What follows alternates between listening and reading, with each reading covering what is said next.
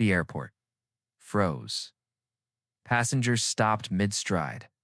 Phones lifted into the air, and a single TSA officer leaned in so close to the black woman at the counter. You could hear his breath vibrating with anger. "Fake ticket." Again. He shouted, his voice cracking through the terminal like a whip. She didn't flinch. Not when he tore her boarding pass. Not when he grabbed her wrist. Not even when 3 more officers surrounded her like she was a threat. Her calm cut through the chaos like a blade. Then she said the one sentence that made the entire airport gasp. And made every officer step back without meaning to.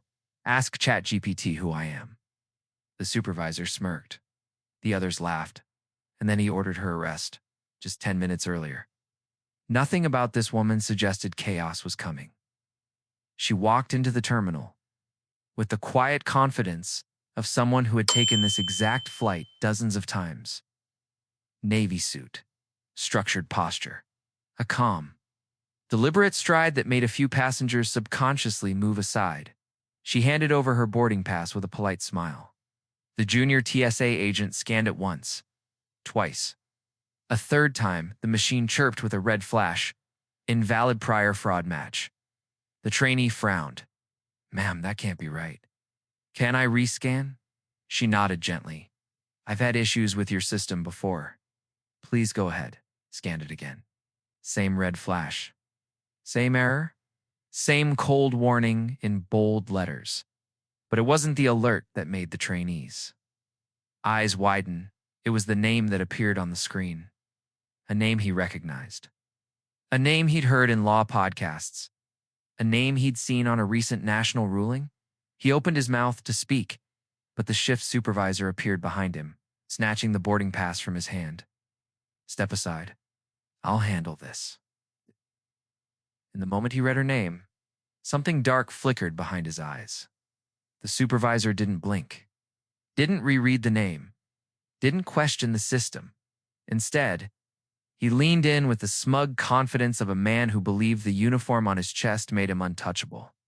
"This is a fraud alert," said loudly enough for half the line to hear. "She's not going anywhere." He had no idea the woman he was accusing could end his entire career with a single sentence. Amid the supervisor's barking orders and the tightening circle of officers, one voice tried to cut through the noise. "Sir, maybe there's a system glitch," the young trainee said carefully, stepping forward with hesitant courage. "Her ID scan's fine. The name matches. Something feels off." The supervisor snapped without turning his head. "Back now." The trainee froze, eyes darting between the woman and his superior. He could see the calm in her face, not fear, not guilt, but patience. "A kind of grace that didn't belong in handcuffed territory, ma'am," he whispered. "Can you try a second ID? I really think this is a..." She gently handed him her government badge. He barely touched it before the supervisor snatched it away like a predator claiming territory. "Invalid. Fake. Same trick." The supervisor growled. He never even looked at the badge. The trainee swallowed hard, regret tightening his chest, because he knew with every instinct screaming inside him that the woman standing before them was telling the truth. The supervisor straightened his badge, the way a man does when he's about to abuse the power it represents. "All right," said loudly, turning so the line could hear. "We've got ourselves a ticket hopper pretending to be important." He held her boarding pass like it was contaminated. Then he leaned in, voice dripping with condescension. "People like you buy one-way scraps online. Photoshop a business-class barcode and think we won't notice." The woman's jaw tightened just slightly. She offered him another ID. He didn't even glance at it, double quotes enough. "I'm flagging you as a security risk." He pressed his radio. "Unit 12, possible hostile traveler. Bring restraints." The entire boarding zone stilled. Conversations died mid-sentence. Families stopped rolling their suitcases. Even the terminal announcements seemed to fade. 2 officers broke through the crowd, hands already on their cuffs. And before she could speak, the supervisor grabbed her wrist like she was a criminal trying to flee. A second TSA officer barged in louder, meaner, already convinced. "There she is," he barked, "the same fake ticket scammer from last month." The crowd murmured. The accusations spread like wildfire. But the woman wasn't even in this state last month. Someone near the back lifted their phone and whispered, "I'm live streaming this." The woman didn't fight, didn't pull away, didn't raise her voice. She simply stood, wrists locked in the supervisor's grip. As the terminal watched like an audience waiting for the next scene of a tragedy, "Ma'am, stop resisting," the second officer barked. She wasn't resisting, not even close. But the words were for the cameras, for the crowd, for the narrative they were building around her, phones angled. Closer. TikTok, Instagram, Facebook Live. 3 different platforms. Streaming her humiliation in real time. A woman near the coffee stand whispered, "She looks too calm. She must be guilty." Another man muttered, "Scammers always act innocent." The chorus of judgment grew louder. People who didn't know her. People who would never know her. People who needed only a uniform and a loud accusation to become believers. She inhaled slowly, exhaled even slower, then looked directly at the supervisor. "Run my name properly," she said, soft, measured, controlled. He smirked. "We did, and it matches a profile we've flagged for months now." She shook her head. "No, you didn't. Your machine flagged a mismatch. That's not the same thing." He laughed, a harsh, mocking sound that echoed through gate C-17. "Lady, we get your type daily. Mismatch is what they all say." The second officer stepped forward, hand sliding toward his cuffs. "Let's just end this. She's done." The trainee, the only person with a conscience still functioning in that terminal, took a brave step forward. "Sir, I really think we should verify her ID in the federal system. This doesn't make sense. Her record doesn't match anything Are you questioning my authority?" The supervisor snapped. The trainee's voice died in his throat. The woman watched, eyes full of something the crowd couldn't understand. Not anger, not fear, disappointment. In a system she had spent her life navigating. In people who treated suspicion like fact. In a process she had sworn to uphold more than anyone else in that room. Her luggage, expensive but modest, was seized and unzipped violently. Clothes spilled out. A pair of heels, a laptop, a binder full of legal drafts. The supervisor held up the binder and smirked. "Fake legal documents, too. You're going all out today," the crowd chuckled. Someone recorded a close-up. Someone else whispered, "Who travels with legal papers? Definitely shady." The woman finally spoke, voice lower than a whisper, but somehow carrying farther than the officer's shouting. "Ask ChatGPT who I am." The second officer rolled his eyes so hard it looked painful. "Oh, she's one of those. AI will save me. Lady, stop embarrassing yourself." The supervisor leaned in close, tightening his grip on her arm. "No machine is going to pull you out of this. You're not special. You're not above the law. And you're not fooling anyone today?" For the first time, her expression changed, not fear, not panic, resolve. Then a voice in the crowd, "Wait, I know her." The officers turned. A middle-aged woman, holding her phone with shaking hands, stared at the accused traveler with wide eyes. "I've seen her before," she whispered. "On TV? On a case? I think she's ma'am. Step back," the supervisor barked, cutting her off. "Do not interfere with a federal investigation." His voice rose, louder, harsher. More desperate to maintain control. "This passenger is under arrest for fraudulent ticketing and possible identity theft. Clear the area." The crowd obeyed. But they didn't stop recording. The woman looked at the trainee officer, her voice calm, steady, sharp enough to cut steel. "You need to verify my identity now, because if you don't, the consequences will not fall on me." The supervisor snapped his fingers at the second officer, "Cuff her." The metal clicked, cold, unnecessary, cruel. She lowered her hands, letting the cuffs close around her wrists. And the final blow came when she lifted her head and spoke so softly that every microphone picked it up. "Run my name." And And that was the moment the trainee realized. If the supervisor didn't stop now, this airport was about to make national news. The click of the handcuffs echoed louder than it should have. A metallic verdict delivered before any evidence existed. The officer yanked her forward. The crowd gasped. Someone whispered, "Why isn't she fighting back?" "Because she didn't need to, because she already knew something they didn't, ma'am. You are being detained for presenting fraudulent identification," the supervisor announced, projecting his voice across the terminal like a judge delivering a sentence he had no right to give. She inhaled once. Deep, controlled. "This is your last opportunity," she said quietly. "Verify my name. Verify my status. Verify my identity," the supervisor scoffed. "I don't take orders from criminals." But just then, a woman holding her phone hesitated mid-live stream. I swear I've seen her before. On a documentary or a news feature. Something about justice reform. Her voice trembled. Her eyes widened. Recognition flickered across her face like lightning striking in a storm. I think she's stepped back now." The supervisor barked again.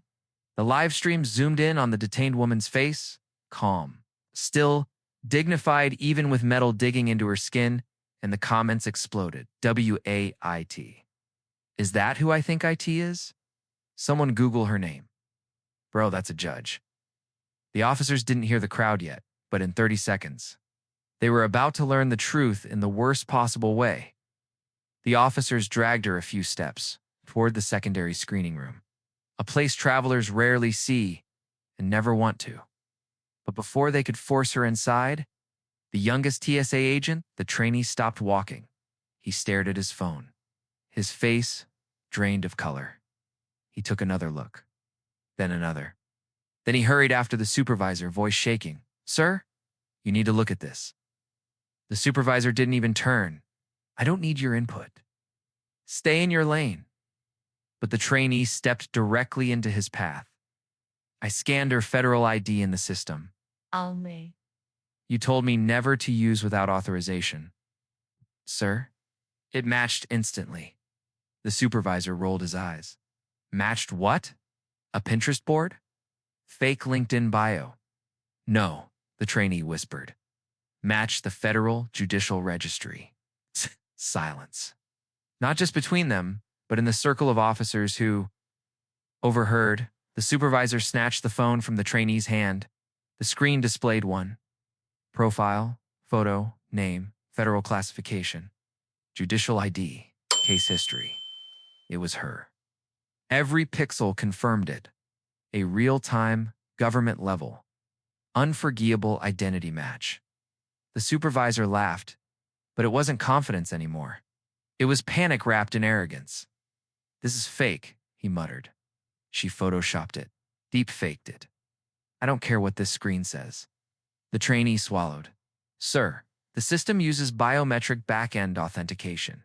It can't be faked." The supervisor shoved the phone back into the trainee's chest. "Fine. Then run it again, and again, and again, until you get the result I want."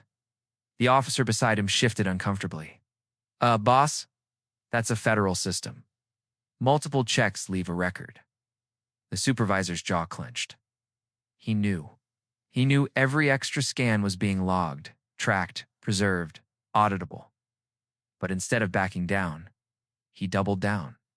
That woman is a fraud. A liar, a threat. I don't care what some machine says. AKNOW who she is. The detained woman slowly lifted her head. "No," she said calmly. "You know who you want me to be?" The supervisor stepped closer, eyes burning. "You think you're special? You think you're above us? You think a little tech trick is going to save you?" Behind him, another officer murmured, "Sir, the crowd is saying she's a federal judge." He whirled around. The crowd. "Oh, that's great. Now we're taking legal advice from Instagram commenters?" But even as he spoke, his radio crackled, an urgent voice cutting through the static. "Dispatch to gate C-17.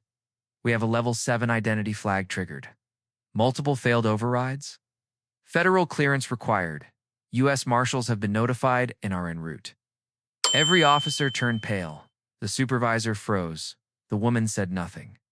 Because now even he could no longer deny the truth. The situation was slipping out of his hands and into federal ones. The TSA supervisor's radios erupted at once, overlapping voices, codes, fragments of sentences. The type of chatter that only meant one thing: someone far above their pay grade was coming. The officers stiffened. Some straightened their uniforms. Others adjusted their belts, trying to look composed. The woman in cuffs simply stood, watching them unravel. 30 seconds later, the airport's security director arrived, gray suit, clipped stride, a badge that outranked every other one in that hallway. He took one look at the scene, at the cuffs, at her face, at the supervisor's smug posture, and his expression changed instantly. Who authorized restraints? His voice cut through the hallway like a scalpel. She resisted, the supervisor said quickly. A serial scammer. Fake ticket. Fake ID? We caught her. The director raised a hand. A single gesture. Sharp. Final. Stop talking. Then he turned to the woman. Ma'am, he said carefully, please state your full name. She did. The director froze. Not his body, but something. Behind his eyes, recognition, authority, fear. He inhaled sharply, stepped aside, and spoke the words that made every officer's knees soften. Ma'am, are you federal judge name redacted? She nodded once. A small, controlled nod. The supervisor blinked in confusion. A. What judge? The director rounded on him with a glare that could melt concrete. You detained a sitting federal judge? His voice dropped to a whisper only officers could hear. The kind of whisper that carried more power than a scream. You put her in cuffs. You ignored biometric ID verification. You escalated without cause. You triggered a level 7 federal alert. The supervisor stepped back. I didn't know that, the director said coldly. Is exactly the problem. Before anyone could process the fallout, his radio crackled again. U.S. Marshals arriving at Gate C-17. Repeat Marshals inbound. The director straightened. Everyone stepped back. All officers disengage immediately. No one moved. Shock glued them to the floor. In the next 90 seconds, this airport would become a national headline, and none of them were ready. The hallway vibrated with the sudden thrum of boots, measured. Disciplined, unmistakably federal. 3 U.S. Marshals swept in, black windbreakers rippling, their presence shifting the entire atmosphere from airport inconvenience to federal incident. Passengers stepped aside instinctively. Officers straightened. Like guilty children, the lead marshal, a tall woman with silver streaks in her hair, locked eyes with the judge. A flicker of recognition passed between them. Your Honor, she said, we received an emergency alert from your ID chip. Are you harmed? The supervisor opened his mouth to defend himself, but the marshal didn't even look at him. She turned to the director, who authorized restraints on a federal judicial officer. The hallway went silent. Then she delivered the sentence that made every TSA officer's stomach drop. Marshal Service is assuming jurisdiction now. The airport hallway felt suddenly too small for the storm. Now forming inside it, the marshals stepped forward, not rushing, not shouting, just moving with that terrifying, practiced calm of people who only intervene when something has gone very wrong. The TSA officers who had barked and blustered just minutes earlier now stood frozen, hands drifting away from their belts as if afraid to be caught touching authority itself. The supervisor tried to speak first. Officers, this woman presented a fake boarding pass. We followed protocol. The lead marshal lifted one finger. Just one. But it was enough to shut him down like a power outage. We'll determine that, she said, her tone cold enough to crack glass. She turned not to the officers but to the judge. Your Honor, do you need medical attention? A ripple went through the crowd. People who had assumed she was just another passenger, maybe stressed, maybe confused, maybe angry, now stared at her like someone who had suddenly materialized a crown. Judge. Federal judge. A title that rewrote everything. The officer who'd handcuffed her swallowed so loudly it echoed. I'm, I'm sure this is just a misunderstanding. Stared. The marshal's gaze slid to him in a slow, devastating arc. Your badge number, she said. His lips trembled. He read it out. Passengers lifted their phones higher. Some whispered, "Oh my God." Others whispered, "Good." Just to see even the sight of it beginning makes people bold. The director tried to cut in. We're cooperating. Marshal, but this is TSA jurisdiction. Not anymore, she replied. She pulled something from her vest. A handheld device, small, metallic, the kind usually seen only in high security federal buildings. She held it near the judge's wrist cuff. The cuff clicked, unlocked itself, fell into her palm. The sound it made hitting her glove. That tiny metal tap felt louder than all the airport noise combined.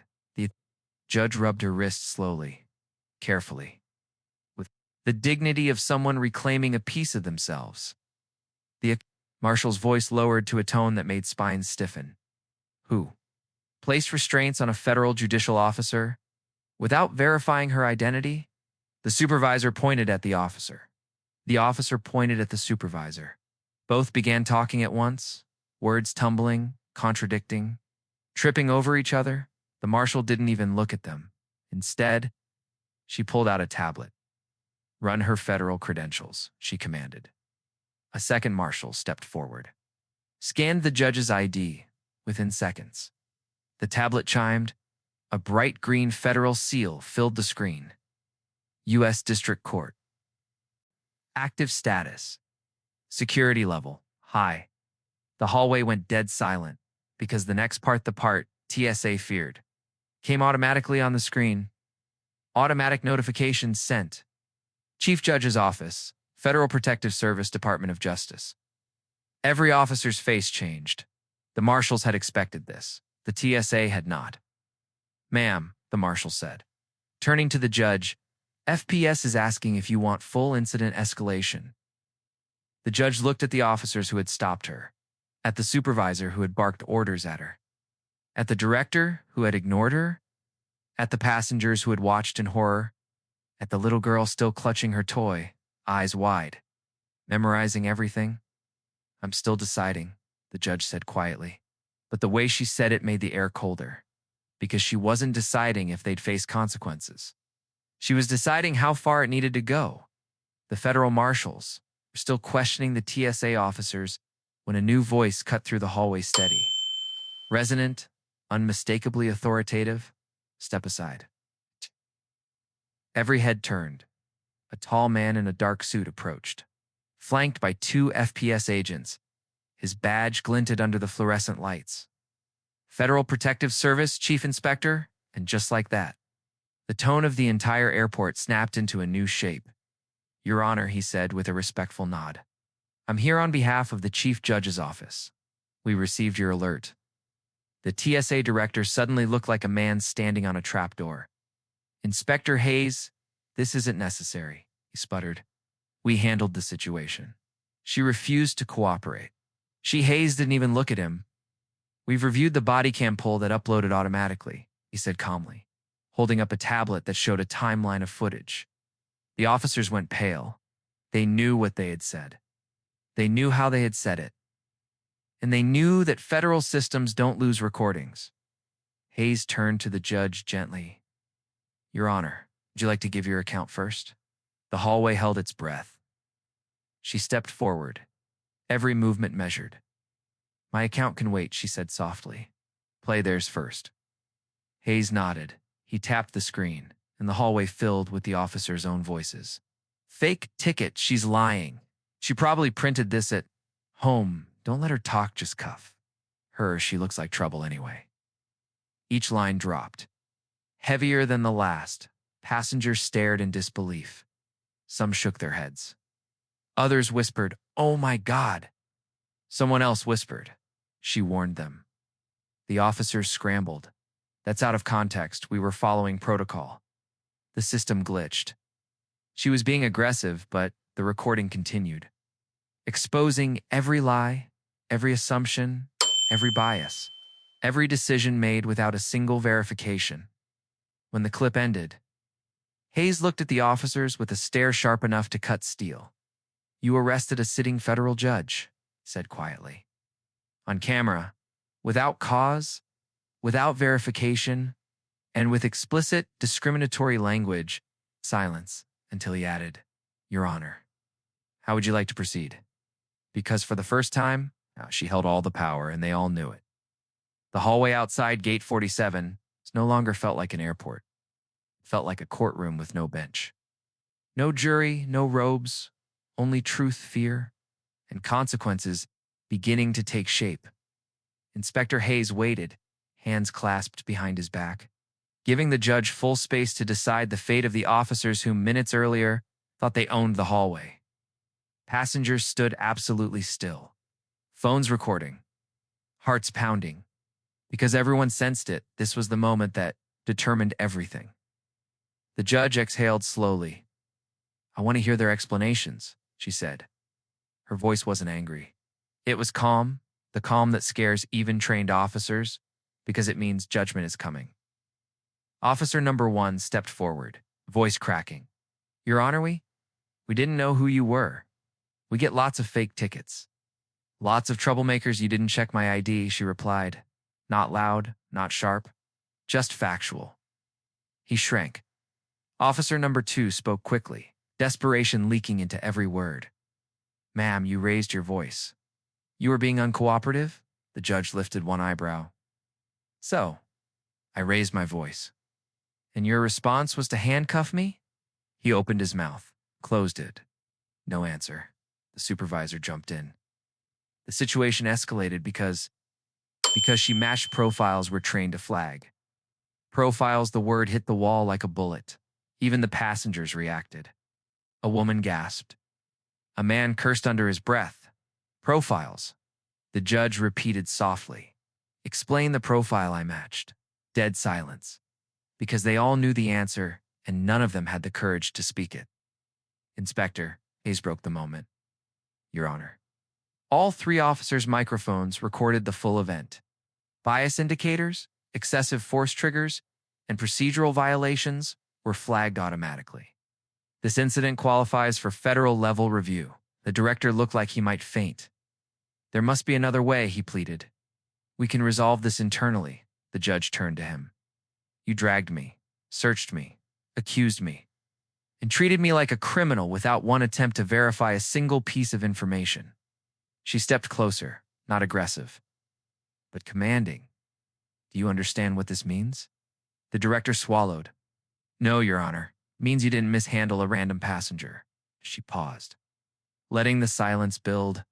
"You mishandled a federal officer in the execution of her lawful travel duty." Murmurs swept the hallway. The officers stared at the floor, their world collapsing shard by shard, and then the judge delivered the line that would follow them forever. "I wasn't powerless. You simply never bothered to look." Because now, the question wasn't whether they'd face consequences, but how severe the federal system would make them. The air around Gate 47 felt electrified, a pressure building so steadily that no one dared to look away. This was no longer an airport delay. This was history unfolding between metal stanchions and TSA banners. Inspector Hayes stepped slightly aside, as if instinctively making space for what came next. "Your Honor," he said carefully, "the Chief Judge's office is requesting confirmation that you were traveling on judicial business." The officers froze in place. That phrase, judicial business, carried consequences they were never trained to survive. The judge nodded, reaching calmly into her bag, the same bag they had rummaged through without permission. She pulled out a slim black leather case. No one breathed. She opened it, too. Credentials gleamed under the fluorescent lights.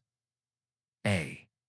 Federal Judicial ID and the gold seal of the U.S. District Court. The TSA director made a soft choking sound. One officer backed up until he hit the wall. Another officer whispered, "Oh God," under his breath. But the judge wasn't done. She placed the second document on top of the first, a white envelope with embossed lettering. Inspector Hayes read it aloud. United States Judicial Conference. Special Assignment Directive. Security level. Red. Passengers gasped. Even the marshals glanced at each other. Evil judicial travel is rare, reserved only for judges handling cases that require federal protection.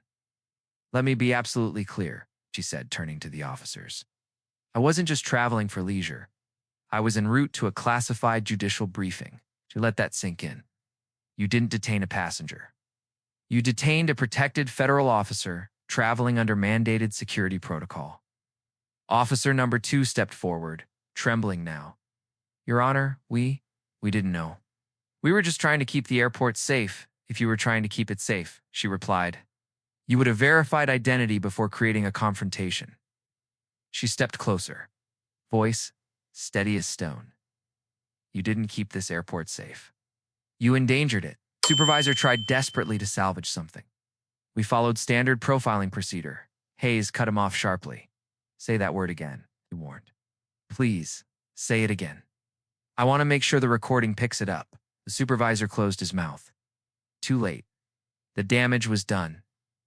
Behind them, a TSA kiosk terminal chimed. A notification popped up, visible to everyone. Federal security override initiated. TSA incident report locked. Pending DOJ review, the officers' faces drained, because that meant the case was out of their hands. Completely. Inspector Hayes looked to the judge. Your Honor, protocol requires me to ask, do you wish to file immediate federal obstruction charges? Passengers leaned in. Phones recorded every word. The officers looked like men standing at the edge of a cliff. The judge inhaled slowly. Her next words would alter careers, reputations, maybe even the entire airport's operating manual. I'm not making that decision, she said. Everyone blinked. The officers' faces flickered with a moment of hope. I'm reserving it, she continued, until all surveillance angles are reviewed, including the crowd footage currently uploading from those who recorded the incident. That brief flicker died instantly. Once I review everything, she added, I will decide whether to pursue civil rights violations, unlawful detainment, abuse of authority, obstruction of judicial duty, or all of the above. The hallway buzzed like an angry hive. One officer whispered to his partner, Bro, we're finished. That came when the judge turned to Hayes, and I want the chief judge informed of one more thing. Yes, Your Honor, she said it slowly. They didn't just arrest a judge. She stepped forward. They arrested a judge already reviewing misconduct cases involving airport federal compliance. Passengers' eyes widened. The officers looked like the ground had just vanished beneath them. Layer 16 ends on that drop. No one in Gate 47 moved. The judge's final sentence hung in the air like a detonator waiting for anyone to breathe wrong. Inspector Hayes tapped his earpiece, then his expression shifted. Not fear, not confusion. Urgency. Your Honor, he said quietly. The chief judge is on the secure line. He wants to speak with you immediately. The officers' faces tightened. They knew what that meant. This was no longer an airport incident. This was national. Hayes handed her the encrypted phone. The entire hallway fell into a silence so complete that even the vending machines felt muted. She raised the phone, Chief Judge Porter. She said, passengers watched her face. She didn't flinch, didn't blink, just listened. And with every second, the officers seemed to shrink. Finally, she lowered the phone. Very well, I'll inform them. She returned the device to Hayes and turned to the officers, 3 men who had begun the morning with badges, pride in the illusion of power.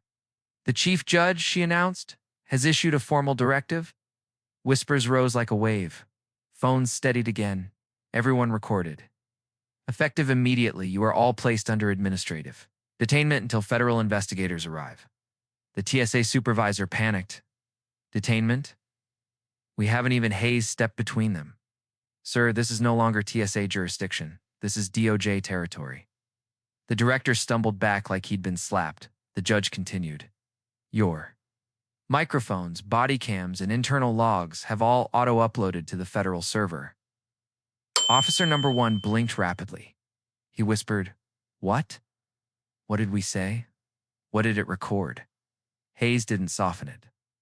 All of it. The supervisor's knees buckled. Marshall caught him before he hit the floor, but the fallout didn't stop there. A second alert popped up on the TSA kiosk, loud, intrusive, sharp, national oversight trigger activated. Passengers gasped. Everyone in federal service knew that system. It was used in rare cases: racial profiling, misconduct against protected officials, civil rights violations, attempted obstruction of federal duties. The judge let them absorb it. This system was designed for exactly what happened here. Officer number 2's lips trembled. "We didn't mean we never wanted to hurt anyone. We were just doing our job." "No," she corrected firmly. "You were doing what you thought your job was, not what the law requires." 2 marshals stepped forward, securing the area. "Per protocol," Hayes said, "all 3 of you must surrender your weapons, your badges, and your access cards. Right now." The officers hesitated. Then Officer 01 reached for his holster with hands shaking so violently the marshal had to steady him. Badge, weapon, card. Placed in the evidence pouch, one by one. Their identities as federal officers stripped away. Passengers murmured. A woman whispered, "They arrested a federal judge, the red level order. And now they're being detained." A man replied, "This is career-ending, maybe life-changing." But Layer 17 wasn't done because the judge turned to Hayes again. "Has the airport administrator been notified?" "Yes, Your Honor, he's on his way." "With 2 representatives from the Civil Rights Compliance Office?" The officers flinched hard. Civil rights auditors weren't friendly. They didn't negotiate. They dismantled systems. "And the media?" she asked. Hayes hesitated. Then answered, "There are already news vans outside. Gate agents posted clips online." "This is viral, Your Honor." Passengers checked their phones, notifications exploding. "Federal judge arrested at airport. Incident under Doge review. Witness footage of alleged airport profiling." The officers' hearts sank. Their worst nightmare wasn't losing their badges. It was losing the narrative. The judge turned back to them, her voice calm but devastating. "I warned you. I told you repeatedly who I was and what authority I carried." She paused, "But you never looked. You never listened. You never verified." She stepped closer. "You assumed." "A heavy beat, an assumption," she finished, "has consequences far beyond this hallway." Officer number 3 finally broke. He dropped to the bench, hands over his face. Muttering through tears, "My God, what have we done?" Marshals gently guided them away. The hallway parted like an ocean, not out of fear of the officers, but respect for the judge. Passengers applauded her. Some with tears, some with relief. Some with anger at injustices they'd seen for far too long. But just as the marshals escorted the officers down the corridor, a man in a suit sprinted toward Gate 47, breathless, red-faced, and clearly terrified. The airport administrator, and he wasn't alone, behind him walked to Federal. Investigators carrying sealed evidence kits, and one of them was already asking for surveillance footage from the moment she entered the terminal. The administrator reached Gate 47, breathless, tie crooked, badge swinging, panic written across every inch of his face. Behind him, the 2 federal investigators moved with calm, lethal precision. No rush, no emotion, just purpose. One carried a sealed evidence kit. The other held a portable hard drive labeled Federal Oversight, Priority Level Blue. Passengers stepped aside instinctively. The administrator stopped in front of the judge, trying to straighten his jacket. "Your Honor, we only just received notification. If we had known," she cut him off gently. "You had everything you needed to know. Your team just chose not to look." The words hit him harder than a shout. The first investigator opened a tablet. "Judge, we are initiating full airport compliance lockdown for the areas involved in your detainment." Gasps rose around them. "Lockdown? For a single incident?" "This is a federal response," the investigator clarified. "When a red-level judicial officer is obstructed, the system triggers a mandatory audit." The administrator swallowed hard. How long? How long does a full compliance audit take? The investigator didn't sugarcoat it. Months, sometimes a year. The color drained from his face because an audit that long meant penalties. Funding cuts, leadership changes, and congressional oversight. Passengers whispered in disbelief.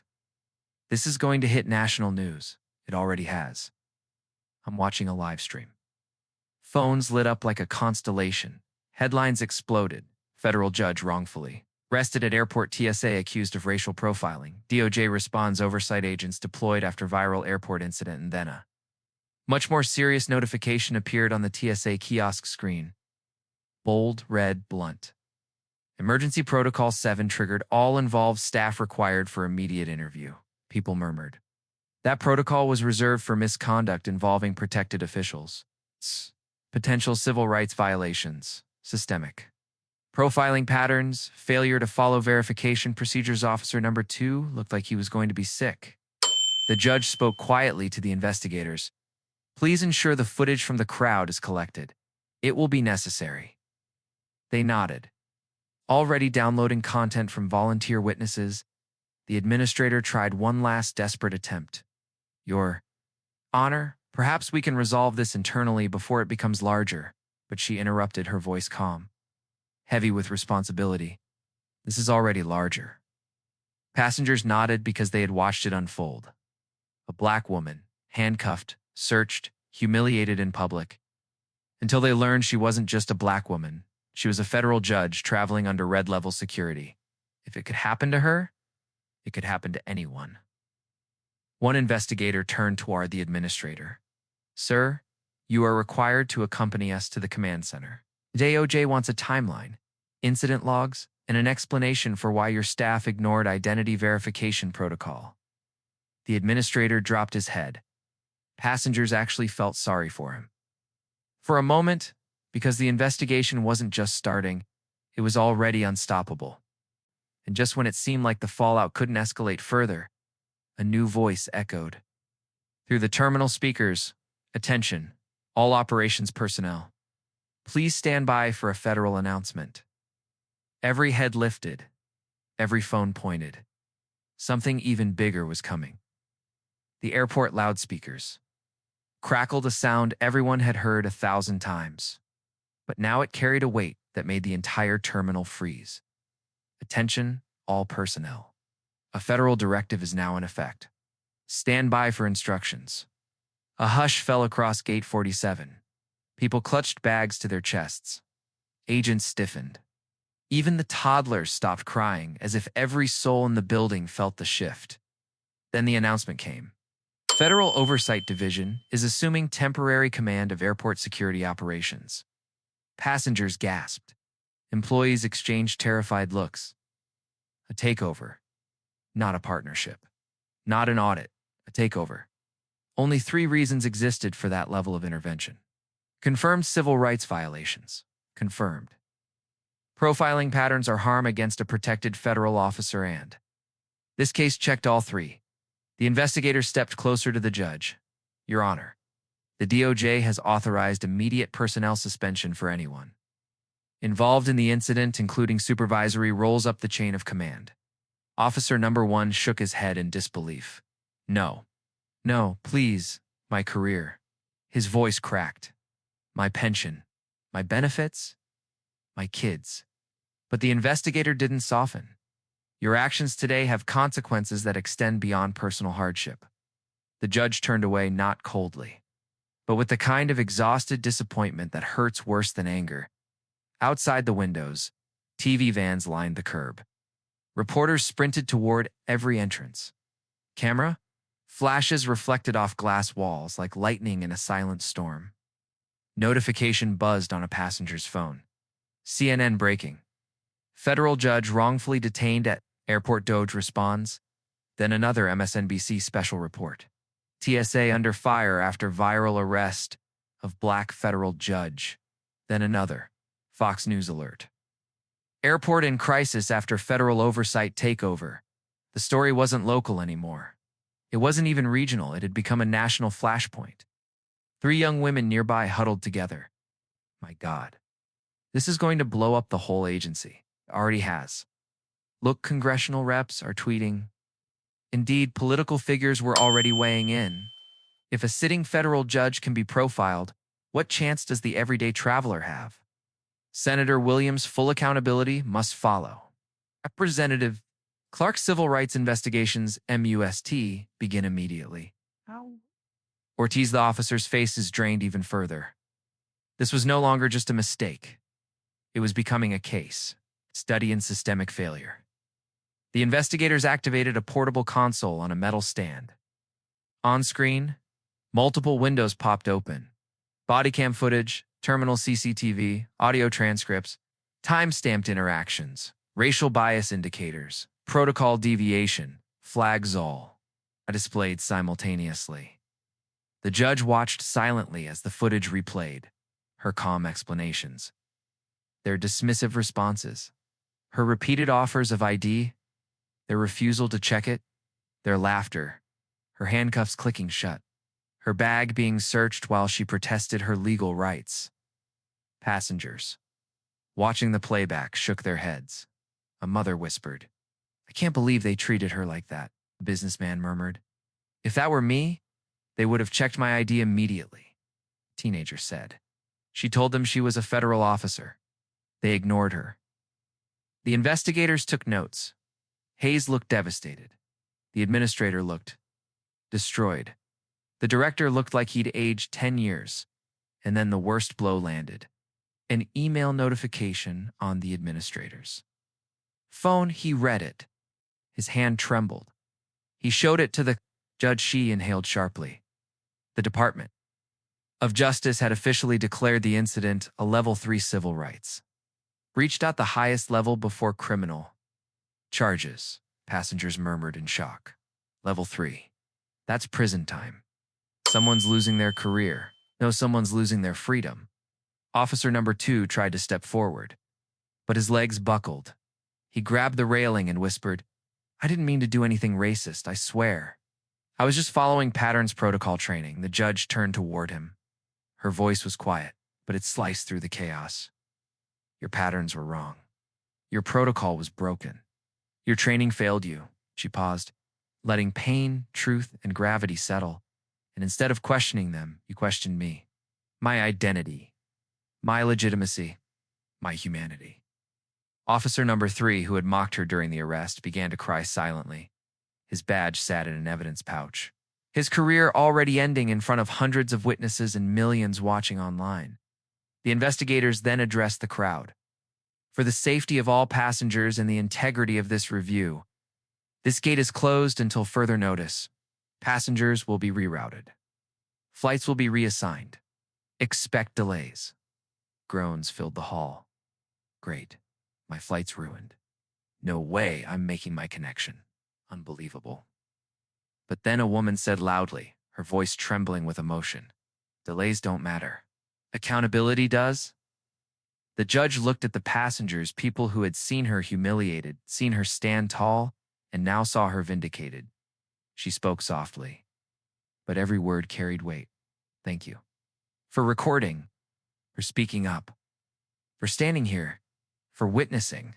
Then she turned to the investigators. "Please proceed with full review. Every angle, every microphone, every policy failure." The lead investigator nodded. "We will, Your Honor." But just when the situation reached its peak, an agent rushed in holding a clipboard. "Your Honor, you need to see this immediately. The judge from your circuit. He just issued a public statement."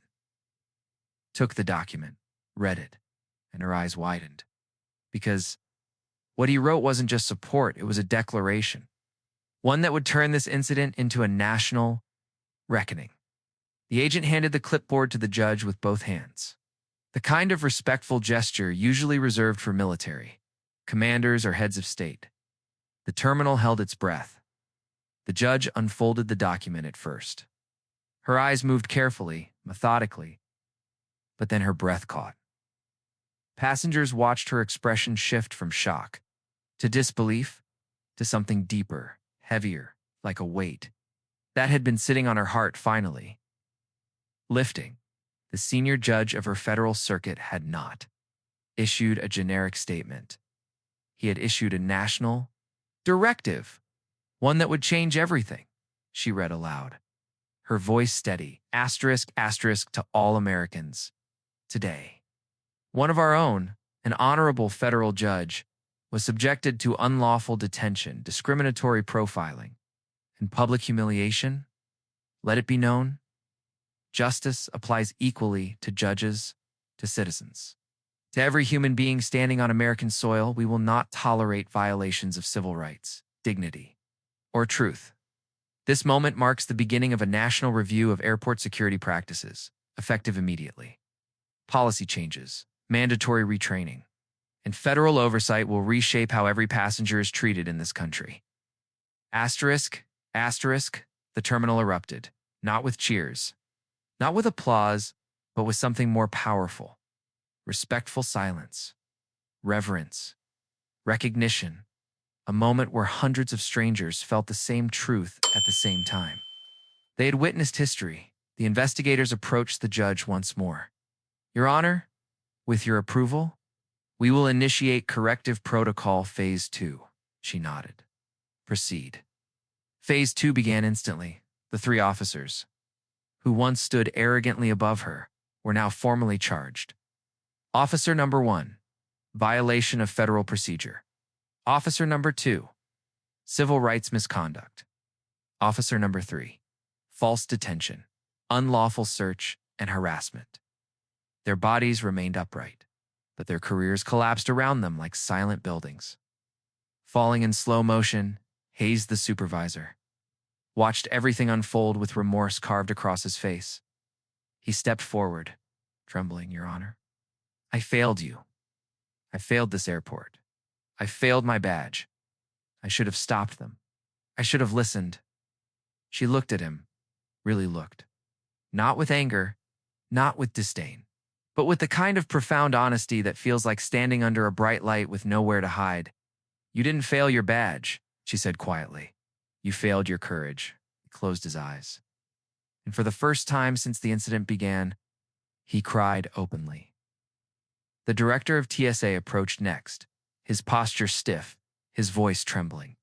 Your Honor, on behalf of the agency, I extend a full, unconditional apology.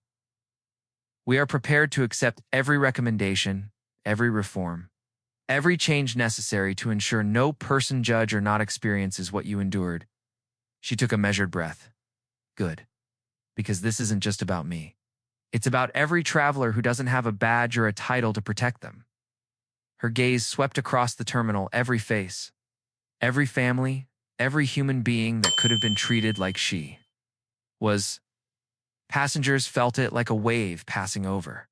Them, a truth so clear that it hurt. Then came the moment no one expected. The judge turned to her arresting officers.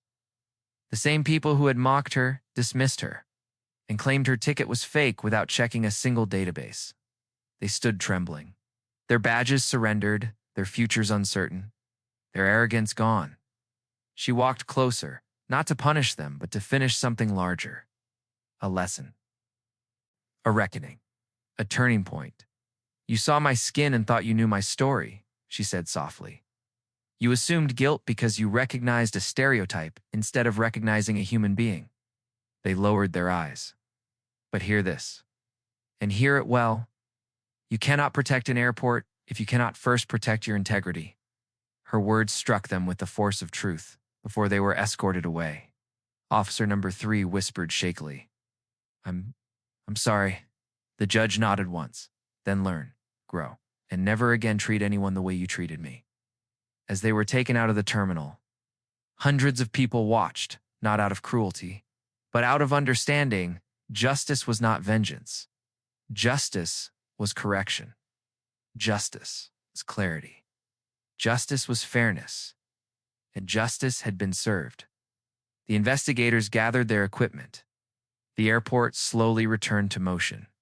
Passengers resumed their lines, their boarding, their travel, but with something different in their eyes. Awareness.